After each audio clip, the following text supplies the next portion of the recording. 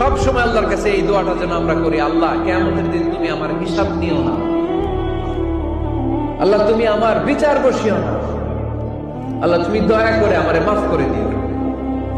আল্লাহ যার বিচার করবেন ও জাহান্নামে যাবে, আর যার বিচার করবেন না সে জান্নাতে যাবে।